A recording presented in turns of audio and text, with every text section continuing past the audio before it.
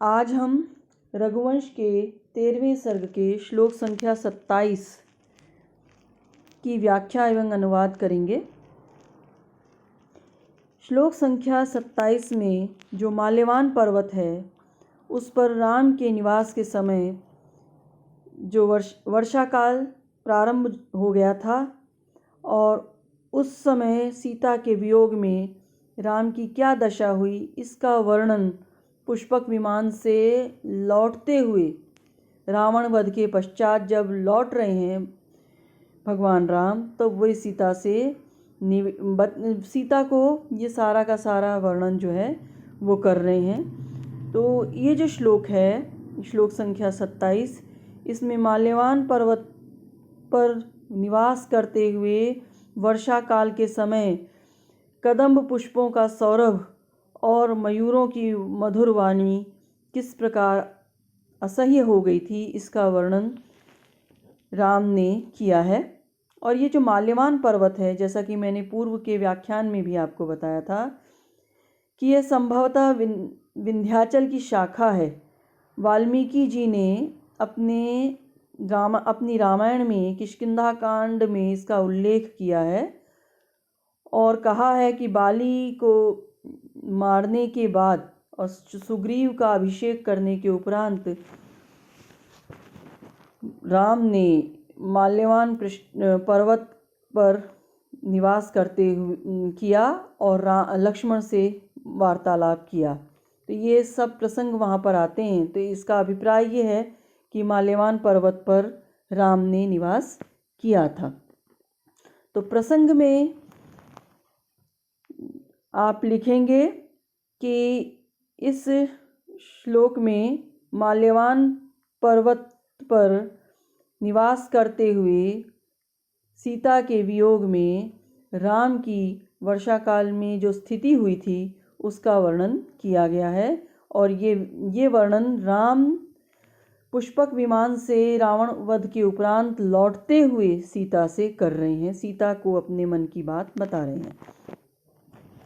श्लोक इस प्रकार है।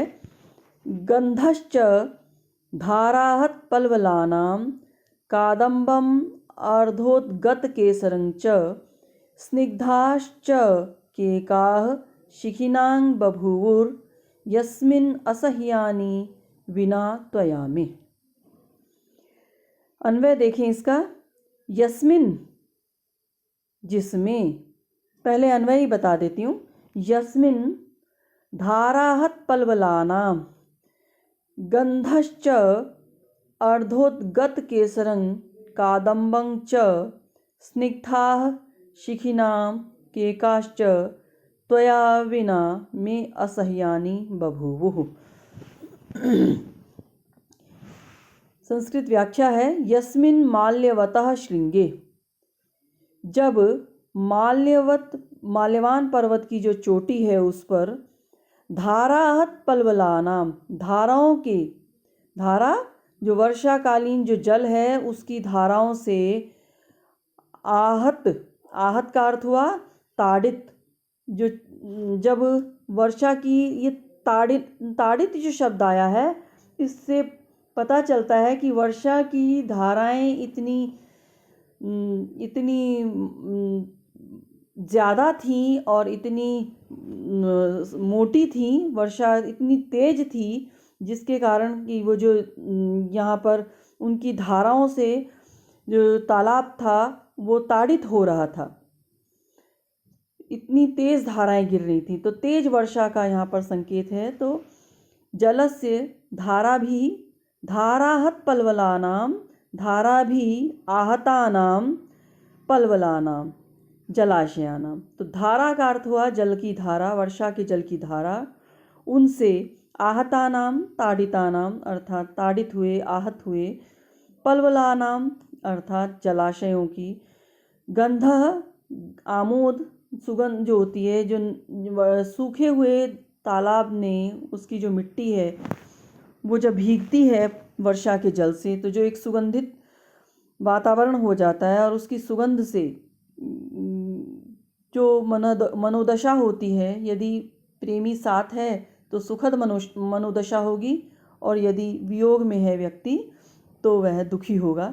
तो इसलिए तो वो जो गंध है, और साथ ही अर्धोद्गत केसरम, अर्धम अर्थात जो अधखिली जो कदम्ब की केसर हैं, कादम्बम नीप पुष्प जिसको कहते हैं, इसके द्वारा जो कलियां हैं कदम्बों की खिली हुई, अधखिली कदम्बों की जो कलियां हैं, शिखीनाम, शिखी कहते हैं मयूर को, तो शिखीनाम का अर्थ हुआ मयूराणाम, मयूरों की, स्निग्धाह जो कर्ण सुभग वाणी है, केका जो है, केका अर्थात ध्वनियाँ, उनकी जो कर्ण सुभग मयूरों की जो बोलियां हैं, ध्वनियाँ हैं, में असह्यम, मुझे जो है ये असह्य हो गई, असह्यानी सोढ़ुम अशक्यानी, वो सहन करने में असमर्थ हो गया मैं इनको, त्वया विना, तुम्हारे बिना, बभुवु, ऐसा मैं हो गया। तो ये सारी वाणी जो हैं कदम्ब की, अधखिली कदम्बों की कलियां, मयूरों की वाणी, और शुष्क सरोवर में जब प्रथम जल गिरा तो उसकी सुगंध, ये सारी ही जो तुम्हारे वियोग में मुझे असह्य हो गई थी, ये श्लोक में कहा गया है। इसका अनुवाद देखें। जहाँ पर, लिख लीजिए इसे, जहाँ पर वर्षा की धाराओं से सींचे हुए शुष्क सरोवरों की सुगंधित अधखिली कदम्बों की कलियां एवं मयूरों की मधुर बोलियां, ये सब तुम्हारे बिना मुझे असह्य हो गई थी। तो ये श्लोक में कहा गया है। थोड़ा इसकी टिप्पणियों पर विचार कर लेते हैं, व्याकरण सम्मत टिप्पणियाँ या समास और कुछ अनुवाद भी। गंधः, गंध है महक, और आमोदः इसे कहेंगे संस्कृत में। बरसात में जब सूखे तालाबों में प्रथम जलधारा पड़ती है तब एक प्रकार की जो सौंधी सुगंध निकलती है। कवि का आशय यहाँ इसी गंध से है। धाराहत पल्वलानाम, वर्षा की धारा से सींचे हुए तालाब, उसके लिए यहाँ का है। पलवल जो है ये छोटे तालाब होते हैं जो गर्मी में सूख जाते हैं और वर्षा में भर जाते हैं। आहता, आहन त, इससे बना आहत और बहुवचन में बनेगा आहता। अर्धोद्गत केसरम, अर्ध खिले केसर वाले कदम्ब, केसर में वो कदम्ब का जो पुष्प होता है, वो उसकी जो उस पुष्प का जो आकार होता है, जो स्वरूप होता है, वो चारों तरफ से उसके केसर निकले हुए होते हैं, पंखुड़ियाँ नहीं होती उसके केसर निकले हुए होते हैं। और उसी के लिए यहाँ पर कहा है कि अर्ध खिले केसर वाले जो कदम्ब हैं। फिर उद्गत जो बना है, उद गम और त, इससे बना उद्गत, और इसी में बहुवचन में बना उद्गताः। कादम्बम, कदम्बस्य कुसुमम कादम्बम, कदम्ब में अण लगेगा तो बनेगा कादम्बम। स्निग्ध, स्निग्ध, स्नेह में एक त लगा, स्निग्ध बनेगा, और इसी में बहुवचन में बन जाएगा स्निग्धाः। केका, मोर की आवाज़ को केका कहते हैं। शिखिनाम, मोरों की शिखा, तो इसी शिखा के कारण इनको शिखी अर्थात मयूर कहा जाता है। असह्यानी, जो सहनशीलता के परे हो। सोढ़ुम, योग्यानी, सह्यानी, न सह्यानी इति असह्यानी, ये है। सह धातु में यत लगा तो बना सह्य। तो गंध जो सरोवर की मिट्टी की गंध थी, मयूर की केका और कदम्ब सभी जो हैं असह्य हो उठे थे। वियोगावस्था में ये सारी वस्तुएं राम को असह्य हो गई थी। गंध पुल्लिंग है, कदम्ब यहाँ पर नपुंसक लिंग है और केका स्त्रीलिंग है। तो एक ध्यान देने वाली बात है, गंध यहाँ पर पुल्लिंग है, कदम्ब नपुंसक लिंग है और केका स्त्रीलिंग है। तो तीनों लिंगों का इन तीनों शब्दों में प्रयोग दिख रहा है। तो असह्यानि में नपुंसक लिंग का प्रयोग क्यों हुआ, यह प्रश्न उठता है। मल्लिनाथ टीका में कहते हैं कि नपुंसकम अनपुंसकेन एकवच्चास्या अन्यतरस्याम, अर्थात जब नपुंसक तथा पुल्लिंग या स्त्रीलिंग वाले शब्दों का एक साथ प्रयोग होता है साथ साथ, तो केवल नपुंसक लिंग वाला शब्द जो है वो रह जाता है और विकल्प से एक वचन होता है। भाव यह है कि स्त्रीलिंग पुल्लिंग की अपेक्षा नपुंसक लिंग को मान्यता दी जाती है। जब तीनों ही एक साथ हों तो नपुंसक लिंग को मान्यता दी जाती है।